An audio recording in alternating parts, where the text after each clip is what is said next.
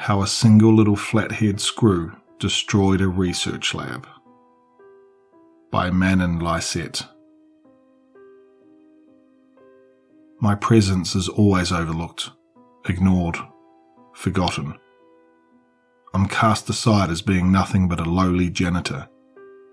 But I'm not just around to pick up the trash. I'm a custodial worker, sure, but I'm also educated. I have to be, because I'm trained to deal with medical waste at a private research lab. I handle biohazardous materials of all kinds on a daily basis. The researchers forget I'm here and walk right by me without saying a word. But just because they don't see me doesn't mean I'm left in the dark. I know more than I let on. I have unrestricted access and I see all the fucked up shit they do here. I might not understand the science behind it all. I might not be able to explain what all the tests are for or what all the machines do, but I see everything. I've seen 4-winged butterflies. I've spotted weirdly misshapen pigeons. I've cleaned up blobs of molten animal skin. I've watched a monkey learn to control a biomechanical arm. And yesterday, I saw the end of this entire research facility and its team of researchers when one of their experiments went awry. Skinny Rogue. That's what they called him. His official name was Specimen E52187, but no one called him that. See, scientists get a bad rap. They're not nearly as cold and disconnected as you see on the TV or in the movies. They tend to get more attached to their creations than you think. Case in point, there was a piece of tape on the corner of Skinny's tank with his pet name and a smiley face next to it. As far as I could tell, Skinny Rogue was some sort of snake. He was about 2 feet long, thin and flat like a tapeworm. He had a rounded face with 2 tiny glassy blue eyes that never moved. The rest of Skinny was entirely white, but for his little forked red tongue that sometimes slipped out of his little mouth and flapped around like a flag in the breeze. He was kept in a bland terrarium on sub-level 6, just a layer of gravel and wide open space, nothing more to keep him company. I'd see him slithering along the glass walls at night as I cleaned up. He reminded me of that old game with the snake eating pixels and trying not to bump into itself as it grew bigger. You know, the one that everyone had on those big fancy calculators in algebra class. I'm not sure if Skinny could see me, but sometimes it looked like he was following me around. Skinny Rogue was definitely one of the most unique specimens I'd ever seen. Phase 1. Last week, as I was sweeping the floor, I saw the research team standing around Skinny's tank. Catherine, John, and David. Yeah, I knew their names, but damned if a single one of them knew mine. The trio had set up a camera aimed at the tank. Catherine was holding a wriggling millipede with a pair of tweezers. David unscrewed the single flathead screw, keeping the lid at the top of Skinny's tank shut. John opened it. Catherine dropped the millipede inside, and the other two were quick to shut the lid and put the screw back in. It took Skinny Rogue all of 2 seconds to notice the intruder. Before the millipede even had time to get its bearings, Skinny was on it. 1 chomp was all it took for the millipede to disappear. There was no way they'd set up a camera just to record a feeding. There had to be more to it. The 3 started writing notes, letting out a few excited gasps. They were so distracted that I managed to get a little closer without drawing any attention to myself. You know how, when a snake eats something big, you can see its shape bulging out of its form? Well, I could see the millipede inside of Skinny. Not just a rounded shape where it had settled in Skinny's stomach, but each and every little leg branching out under the pale white flesh. That's not what bothered me though. What bothered me was how the legs were spreading out along Skinny's length, spacing themselves evenly to accommodate the creature a good 10 times longer than the millipede. Then, when the legs finally settled in place, they moved. Skinny Rogue ceased slithering and started skittering instead. The trio of scientists exchanged high fives, congratulations, whoops and cheers. I let them be and went on with my work so I wouldn't look suspicious. When I made my rounds later that night, Skinny was still running around on his new limbs. Phase 2. In the days following Skinny's transformation, I noticed the little guy filling out a bit. It was like he'd been a balloon and someone had finally inflated him. I wasn't around for any of the other feedings, but I assumed they kept up their steady supply of millipedes because the millipede storage tank, yeah, we actually had one of those, was emptying out, and fast. Catherine and David came in just as I was emptying the trash bin. "He's ready," said Catherine. "Let's give him a scorpion tonight." David looked hesitant. "Are you sure you don't want to wait a few days?" Catherine shook her head. "He plateaued as of 7 a.m. this morning. It's time." All right. You know what you're doing," David replied. Catherine smiled brightly and gave him a playful jab on the arm. How I wished she'd interact with me like that. Out of everyone in the facility, Catherine was the only to acknowledge me, but even then, it was hardly more than a courteous smile when we were alone in the lab. More of a pitying look, really. One that meant, sorry you had to pick up monkey viscera again. In the evening, I made it a point to stay close to the lab, hoping to watch the show. I wanted to see what would happen with Skinny. Morbid fascination, really. Around 6 p.m, David disappeared into the insect storage room. John and Catherine entered the lab and set up the camera. This is when I, coincidentally, wandered in to clean up the medical waste. It wasn't long before David returned with a scorpion in a small plastic box. John unscrewed the lid to Skinny's tank and looked to David as though waiting for approval. David nodded and John opened the tank. The scorpion was none too happy with its tumble into the tank. As soon as it landed, its tail reared up and readied for attack. It stepped side to side, snapping its pincers aggressively. John screwed the lid quickly as Skinny made his approach. Skinny snapped his mouth towards the scorpion, but the bug was ready for a fight. It clipped Skinny. A bead of sweat rolled down the side of David's face.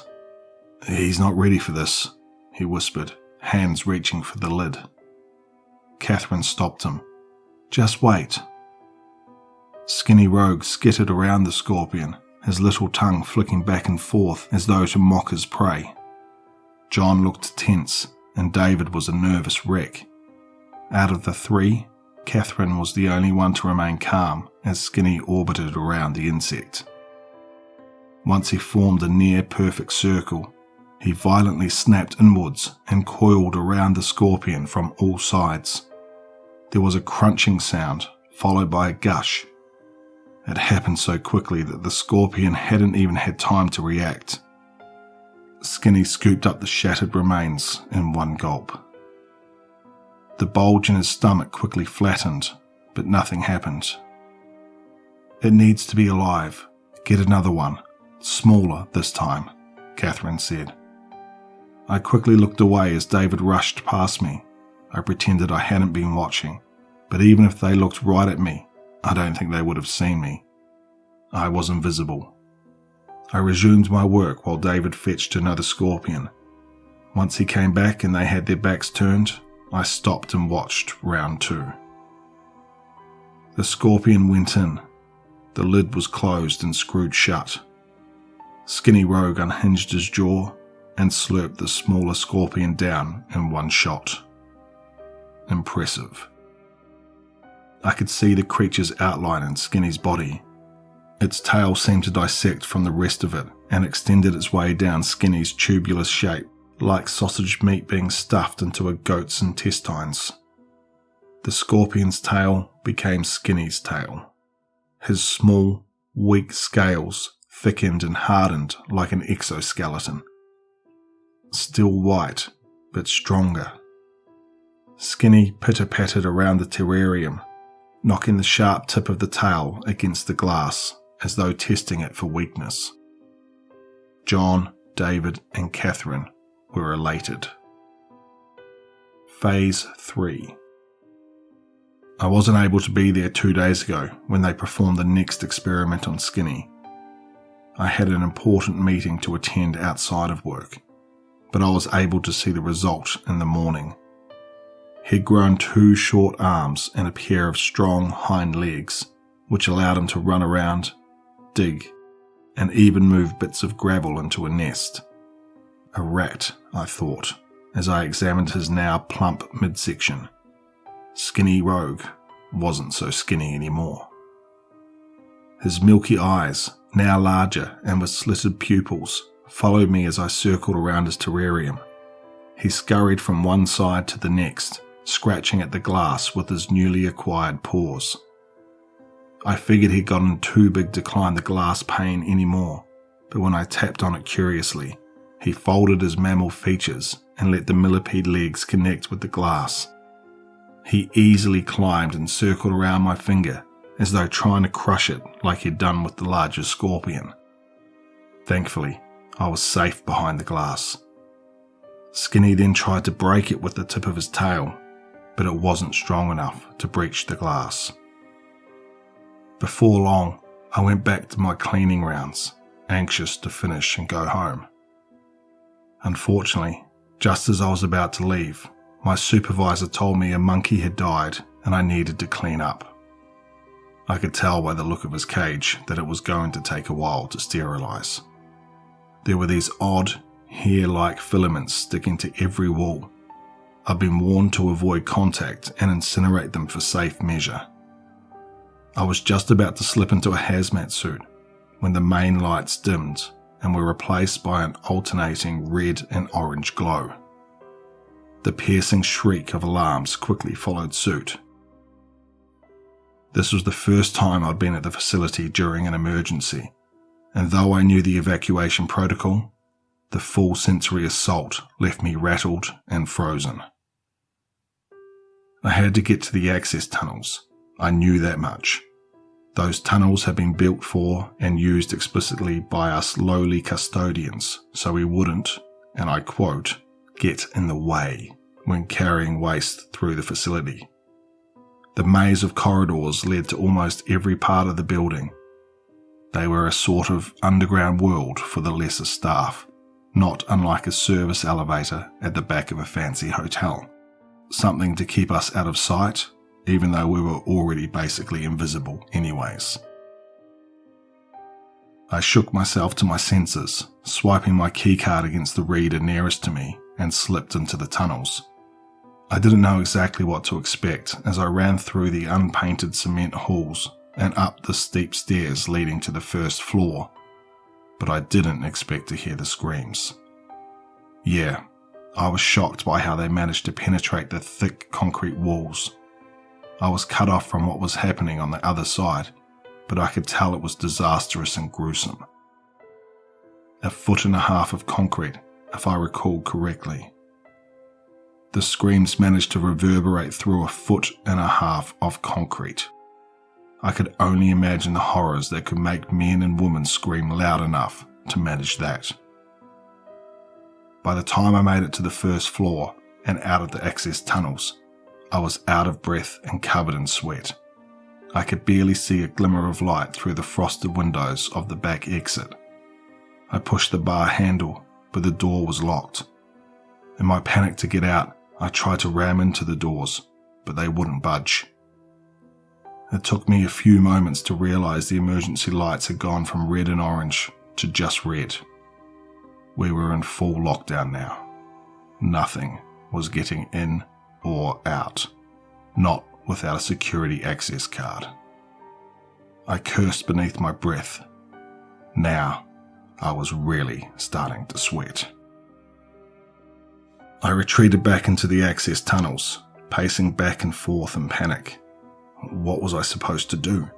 Wait it out and hope I'd be safe in the tunnels? No, I couldn't leave anything to chance. The screams were getting louder, closer. I needed to get out of the building, jump into my car, and get the hell out of Dodge. If I had any hope of getting out, I'd need to get into the security office near the main entrance and steal one of the security access cards. I didn't even think about how I'd get into the security office. If I had the access card necessary to get in, I'd just as easily be able to leave through the back door. My flawed, panic-stricken logic could have gotten me killed. Fortunately, when I reached the security office, I found its door wide open and its occupants missing. I jumped inside and closed the door behind me so no one, or nothing, would sneak up on me while I had my back turned. Phase 4. I barely had time to rummage through the drawers before my eyes were involuntarily drawn to the security monitors. Skinny Rogue had gone, well, rogue. There were bodies everywhere, dozens of them, across all floors. Skinny's work, no doubt. From the quick glimpses I managed to get of him, I could tell Skinny had changed again. He was larger, fuller, and his front legs had become distinctively arm-like in nature. It even looked as though he had the hands of a chimp. He skittered around on his millipede limbs, making his way from one security feed to the next in the blink of an eye. From time to time, he'd stop, sit up awkwardly on his hind legs, look around, and start running again. It was a struggle to keep track of him, but I realized one thing. He was coming my way. I checked the door. Locked. Good. To my relief, it passed right by the security office without stopping. He turned the corner and headed for the main entrance. He hadn't come for me. He'd come to escape. A security guard suddenly bolted out of the access tunnel by the entrance and immediately fired a shot at Skinny. I heard the pop and saw the flash of light on the screen lagging a few seconds later. The bullet was lodged in the entrance's glass pane. The guard had missed. He wasn't going to get a second shot. Skinny snapped around, got up on his hind legs, and dug his venomous stinger right into his stomach. On the screen, I watched as the man fell to the floor and began thrashing around like a fish. Bloody foam poured out of his mouth as his eyes bulged from their sockets like a cartoon character. It was only after a few minutes of this that he finally became still. It was a gruesome way to go. Meanwhile, Skinny was repeatedly thrusting his stinger against the window. He was smart enough to focus his effort on where the bullet had landed. With every impact, more cracks formed, until the window finally shattered. Skinny climbed the door and disappeared on the other side. I waited for a minute and then mustered up just enough courage to open the security officer's door and crawl around the corner to the guard lying dead in the hall. My intentions weren't to check for a pulse. No, I wanted his gun. I pried it from his fingers and retreated back into the security office. I was scared, so damn scared, but the gun made me feel just a bit safer. I hugged my legs and hid my face between my knees. Phase 5. As I sat there in terror, I could hear dogs barking wildly. We had several posted around the perimeter to keep people out, but it never occurred to me they'd ever be needed to keep something in. I hoped they'd managed to stop Skinny, but I had no way of knowing what was going on out there. Anxiety and tension weaseled their way through every fibre of my muscle. The dogs had to win the fight. Who knew what would happen if Skinny managed to eat one? See, Skinny hadn't eaten any of the researchers, and I had a hunch it was because they were too big for him. Dogs, on the other hand, were a good stepping stone. The barks turned to whines. The dogs were losing. It was only a matter of time before Skinny would eat one and change. I wondered how he'd change and what he'd do once it had happened. Would he climb the electric fence, tunnel under it? Would he wreak havoc in town? He did none of those things. Instead, he came back. I'm not sure why he did. I'm not sure what he wanted. Maybe he couldn't find a way out, so he wanted to investigate the facility. Maybe he wanted to take a nap in his cage. Damned if I knew. I just recall looking up and seeing him break through the doors with ease. He was bigger, much bigger, and his mouth had elongated into a snout. A few tufts of fur peeked out from between his plated skin. He was grotesque. He approached the security guard, licked his cheek with that forked tongue of his, and then swallowed him whole. He needed a live victim for it to work, I recalled. And who better to serve as his next meal than me? Skinny wandered around the corner and began scratching at my door. He could smell me. His new nose could smell me shivering behind the metal door. I held the gun tightly, debating whether to use it on him or on myself. Phase 6. Skinny stopped. I opened my eyes and turned my attention to the security monitors. Catherine was standing at the end of the hall. Why the hell hadn't she stayed hidden wherever she had been holed up? Why was she chasing danger? Skinny recoiled and slowly backed away, never breaking eye contact with her. His tail arced over his head as he pointed his stinger at her. "Rogue, honey," she said in as soft a voice as she could muster. As she passed the security office, I was compelled to open the door and pull her into safety. Maybe I could be a hero. Her hero. But I didn't. I didn't even unlock the door. I couldn't take the risk. Skinny was just so fast. I just watched. She forced a smile. "Rogue, let's go back downstairs. I'll give you some nice treats." I could hear stress in her voice. This was the first time I'd ever seen her confidence waver. Skinny's brand new canine-like jaw came unhinged and widened as the two turned the corner. He was going to eat her, I was sure of it. I couldn't let it happen. I couldn't let him take Catherine. Anyone but Catherine. I held the door handle hesitantly, but finally I lunged out of the security office, clutching the gun tightly between my fingers. But I was too late. I rounded the corner just in time to see Skinny dart towards Catherine. She yelled, "Rogue, no!" She screamed as it happened, but the scream was snuffed out so suddenly and abruptly that it seemed like someone had muted the TV. Skinny sat up on his hind legs and swallowed. Her shape slid down his long torso and settled near the bottom. I waited, in shock.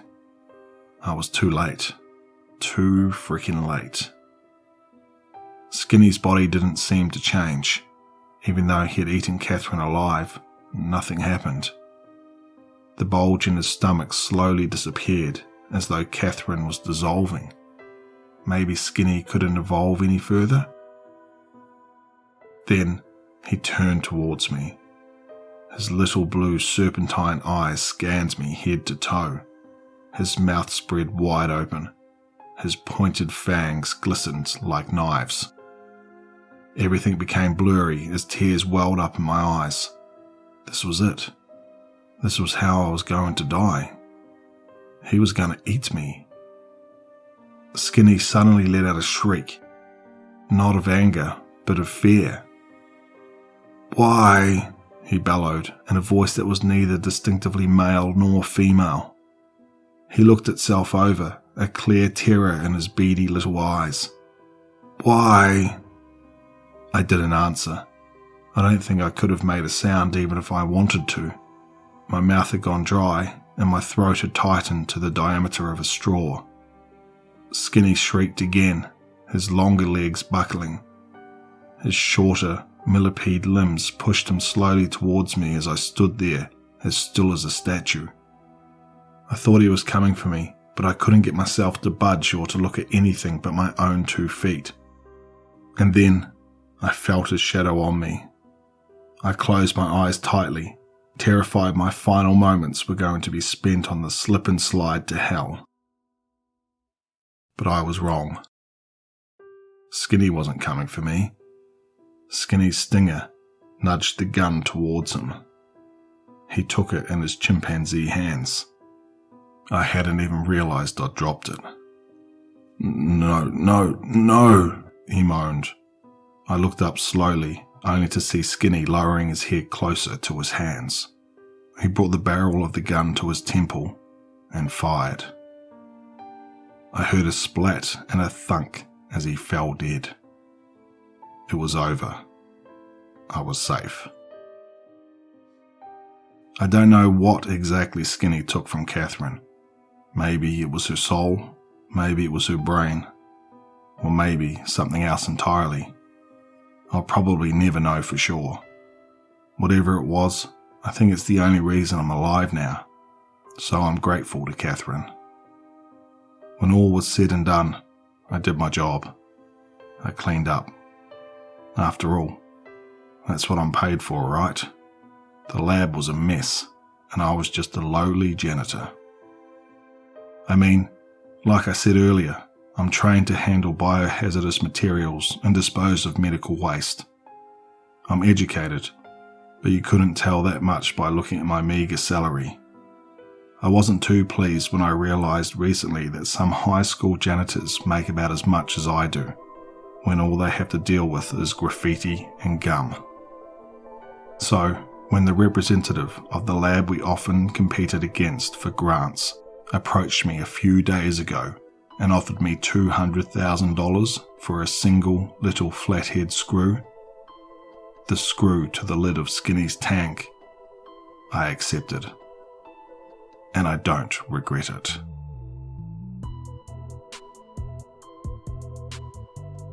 I just want to thank Man and Lysette for allowing me to narrate this story.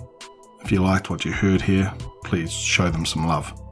I'll leave a link for the original story in the description below.